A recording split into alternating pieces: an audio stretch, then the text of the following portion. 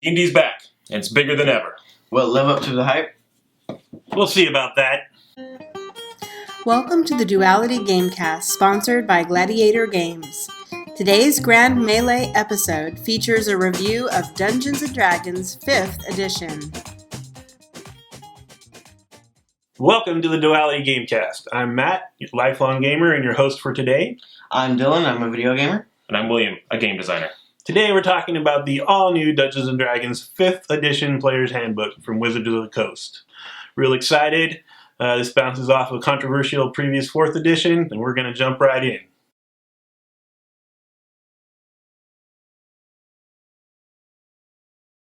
So let's start by talking about our each individual history with Dungeons & Dragons. Let's start, Dylan, from your perspective. Dungeons & Dragons, when I first heard about it, kind of made me I didn't really understand what it was about, but usually my friends wanted me to play it, and one day I finally got to play it, and I really loved it, and I had lots of fun. So which versions have you played? I've played, I actually started at 4th edition. I haven't played it that much, but yeah, 4th edition is where I started. So you played 4th and 5th? Yeah, 4th and 5th. Pathfinder, correct? Yes, and Pathfinder. Pathfinder, if you don't know, is a spin-off of D&D from a different company based on the 3.5 version. So, very popular. Right. I started playing D&D back in 2nd edition, Advanced Dungeons & Dragons. That's right, Advanced. Back in high school. Played that for a few years until 3rd edition came out. Played that was my game of choice for a long time. The whole run, basically, of 3rd edition through 3.5. Got into 4th edition, only played it a few times, kind of stepped away from Dungeons & Dragons, moved on to other role-playing games, and now that 5th edition is back, got Player's Handbook and started playing that, but having a lot of fun. So I started with the original basic set when I was in elementary school. That's right, I am old. Played basic and what they called expert. Moved on to advanced Dungeons & Dragons and played every edition since then. And yeah, excited about 5th edition. Mm-hmm.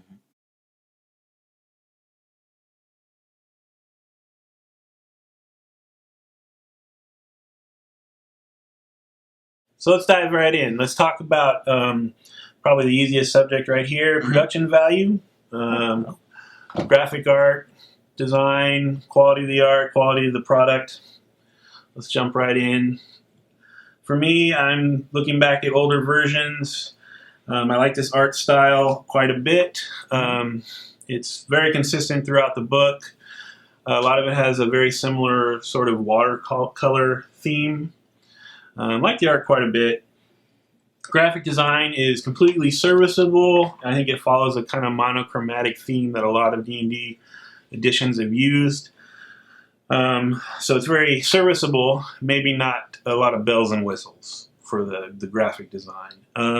Quality of the product is very high. You got a nice hardbound book, nice kind of coated pages inside, and a sort of glue and string bind, so it's not going to fall apart instantly. What'd you think? I thought, the cover and how the book was laid out was, pretty good. The art itself is good. It's nothing special about it. It doesn't take away from it, everything necessarily, but it's fun. And the production value, this hardcover, like you said, is really good. How the book feels when you open it up is fine. And how the pages are laid out and how they feel in your hand is nice. And nice and simple to read. It's fine. It's nothing special, but, they did make it, very simple and, user-friendly. All right. Yeah. I agree. For most of those points, art I really liked. There was a very good consistency in the art inside. All the different classes and races all look exceptional. The graphic design, that was right. It is very monochromatic. It is very typical of, if you look through the other books, most of them had white backgrounds with black text. This one has light brown backgrounds with black text, so I guess it's a step up from previous editions. Quality of the book itself is good. The first thing I did was accidentally leave this on a chair out in the sun in someone's car and go eat lunch, and the pages didn't fall out. The glue didn't run or anything like that. So it's more durable than I imagined it would be, and more durable than most books are that I dealt with. So overall, I give it a 2 thumbs up. All right. All right, so now we want to talk about mechanics. No role-playing game is going to work without good mechanics, no matter how much you love the theme. So let's talk about how this system runs. Do we like it? Like we said before, we've all played other editions of Dungeons & Dragons. These mechanics worked fine for me. They had some new bits, but not too much. In my opinion, all versions of D&D are a little bit fiddly, but this isn't like too fiddly. It worked fine. We made some characters, we played some games, and it worked smoothly. It reminded me much more of 3rd edition than 4th edition. So I'm pretty satisfied with the mechanics. We'll see as we get some more games under our belts and our characters are moving through higher levels if there's any weird power-up problems or what's going on there. But for right now, it looks pretty solid. So I don't think myself I could ever run a game like this, but I feel like if you're good at math, decent at math, the mechanics are fine. They're not really fiddly. I don't think they were fiddly. They were pretty smooth. They were also very simple for some people. Like, I like to play these games because I don't have to run them, Yeah, they weren't fiddly. They were smooth from my point of view. Just what we did in the game while we played, seemed to, kind of match with the mechanics that were in the game itself. All right, so I'm going to ask you maybe to dive in a little deeper because you are our dungeon master. Yeah. So you have definitely delved more into the rules than we have outside of character creation and a little bit of how our characters work. You've got a lot more information on the system, so why don't you talk about that? Okay. It is way closer to 3rd edition than 4th edition. It definitely took a step back in that direction. Overall, the mechanics are, I'd say, pretty comparable actually to 3rd edition, with a few tweaks and a few simplifications. They really leveled out like the power leveling kind of in this game, or the power creep in this game. The difference between a 1st level character and a 20th level character is a much smaller number. They could actually possibly engage each other. Mind you, the 20th level character will win, but the person at the lower levels has a chance to actually hit somebody of a higher level, or maybe at least cause a threat that they might have to pay attention to. They got rid of a lot of the tabletop mechanics of it, of using a grid. The rules are in there, but they really stress more of kind of like in the mind's eye type of play. So it's way more of it's way less of you move in 5-foot increments, and way more of you can move about 30 feet in your turn. You can move before and after you attack, so you can things just feel more fluid. You don't have to be as regimented. One of the big things I really liked about it was the advantage and disadvantage mechanic in it. They made this rule that when you're doing something and you have a positive bonus to it, instead of adding all these little modifiers and having to recalculate everything, basically you roll 2 dice and you pick the best one. And if you have some negative condition on you, you roll 2 dice and pick the worst one. So what that does is, instead of having to always say, well, now you have +2 to this, and you have +3 to that, you just say, you have advantage. Roll 2 dice, pick the best one. No matter how many times you get advantage in a turn, it still only gives you 1 extra dice. So it just made it really smooth and simple. They kind of sanded off a lot of the rough edges I felt in 3rd edition. Along those same lines, you can customize a lot, but it doesn't get out of, from what I've read anyways, we haven't gotten high levels yet, but it doesn't seem to get out of hand as quickly as 3rd edition did. In 3rd edition, I remember I've made games where I was a healer, spellcaster, warrior, tank, using just like this book and like one compendium that came with it. Whereas this, it seems like it's going to be way more, you can, if you want to be a warrior wizard, you can do that, and you aren't at a big detriment, but you aren't going to be the best warrior and the best wizard in the game simultaneously. So overall, yeah, it seemed like they took the 3rd edition rules, took a little bit from 4th edition that people liked, which was the fast healing, not as much downtime, which I know a lot of people don't like in 3rd edition. It can take you like a month to heal back to full health if you're at higher levels. And but it kept a lot of the stuff people liked in 3rd edition, which was the really straightforward skills, but at the same time not making everything video gamey, I think is what a lot of people used.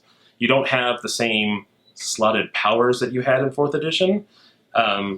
Whereas in that, you picked, as a wizard, I have this magic spell as my attack power. I can use this forever, That's basically all you could do. And this one, you still have spells that you can use regularly, abilities you can use continuously, but they aren't as slotted in as mechanically just structured to be one thing.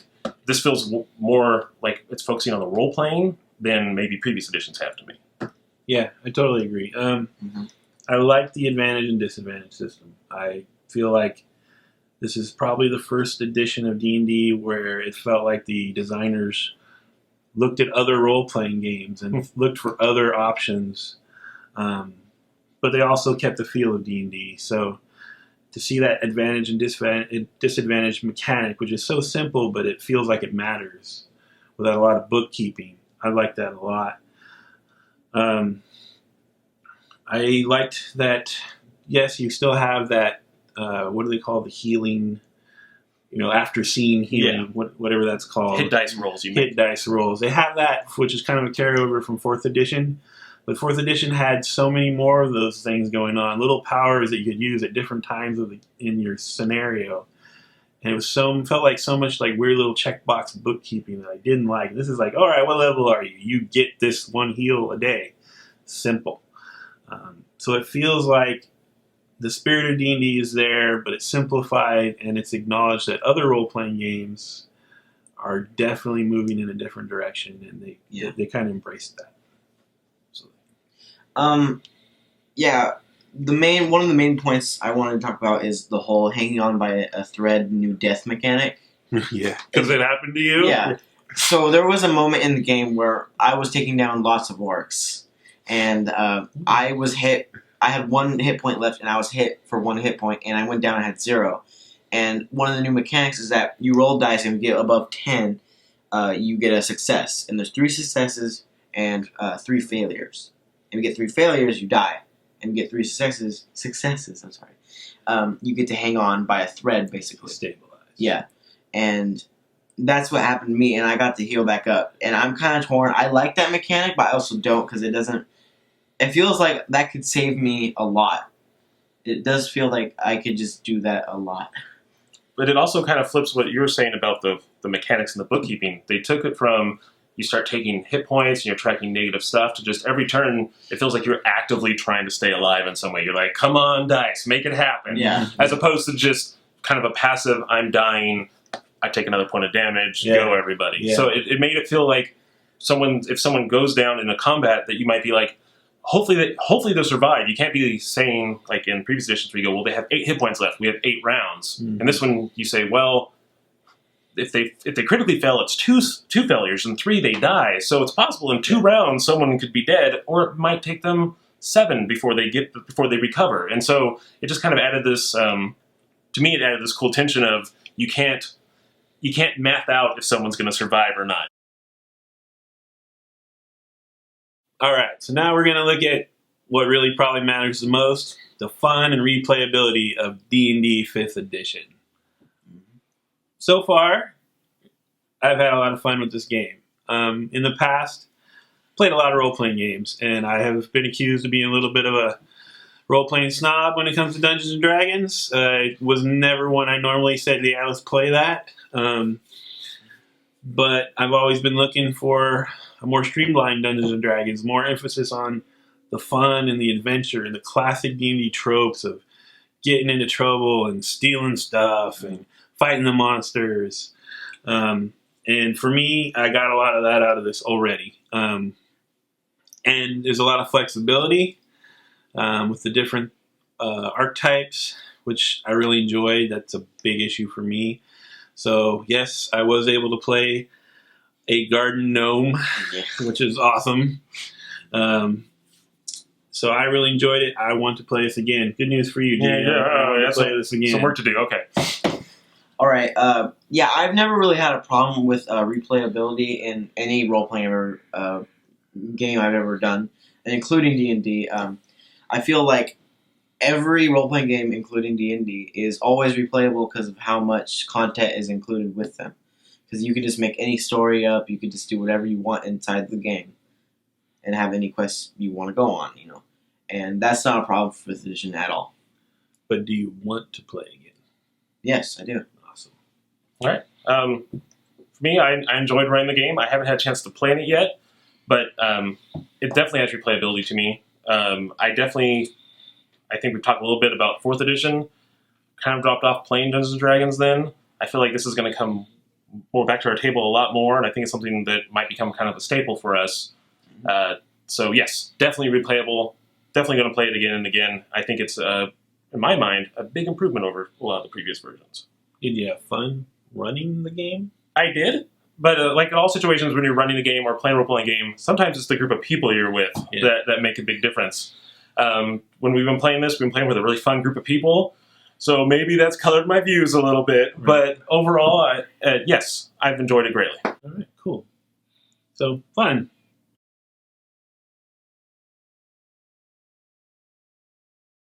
All right, we're going to rate Dungeons & Dragons 5th edition. We use a very simple 4-point scale. We're going to start at the top with a must-buy. So a must-buy is we're telling you, if you like role-playing games, go buy this game. Mm-hmm. We're excited about it. If we haven't bought it, we're probably going to buy it. Next is love it. Fun, play it whenever we can. Not necessarily going to buy it ourselves, but open to it anytime the suggestion comes up. And then like it. Like it is, okay, I like this game, it's fine. I'm not going to recommend we play it tonight. Maybe it's not your theme or type of game, but you can see how someone who's into that would really dig it. And then last is pass.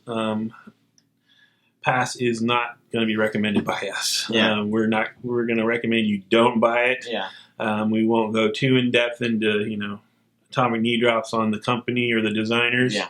But we feel we can't recommend it. So we're just going to go around. I'll go ahead and start. D&D 5th edition for me, I'm going to call this a love it. I had a great time playing. I always come to any D&D edition with a real skeptical eye. Yeah. This one is a vast improvement over 4th edition, and it feels more modern to me than 3rd edition. So I'm going to say love it. I'm not going to buy it, largely because he owns it. Yeah. But it's a good, solid game. If you're coming out of 4th edition looking for something different, I think 5th edition might be the right match for you. I'm going to say like it because I feel that I like Dungeons & Dragons as a whole. I understand that it is the godfather of all RPGs. But I've always, when it comes to RPGs, I feel like other ones do it a lot better than D&D, even other fantasy titles out there. For me, it's a buy it. Must buy. Obviously, I bought it, but for me, I've always enjoyed the Dungeons & Dragons. It's kind of a special place in my heart, and to me, this is the edition that takes everything from all the other editions, puts it in one box, and gives you that better experience. While at the same time, taking stuff from maybe some of the newer, more indie RPGs and kind of including it too to give you a more modern feel. Yeah, real good. All right, so pretty positive reviews all around. We hope this video helped you guys make your decision. We're coming back with lots more episodes. We'll definitely be doing other role-playing episodes in addition to our tabletop board game and card game episodes. So please come back and please leave your feedback in the comments. Thanks, you guys. Thank you. Thank you. For more information on the Duality Gamecast or our sponsor, visit us on Twitter and Facebook. Thanks for tuning in.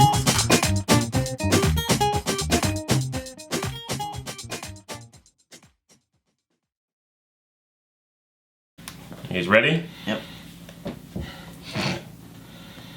D&D's back, and it's bigger than ever. We'll live up to the hype.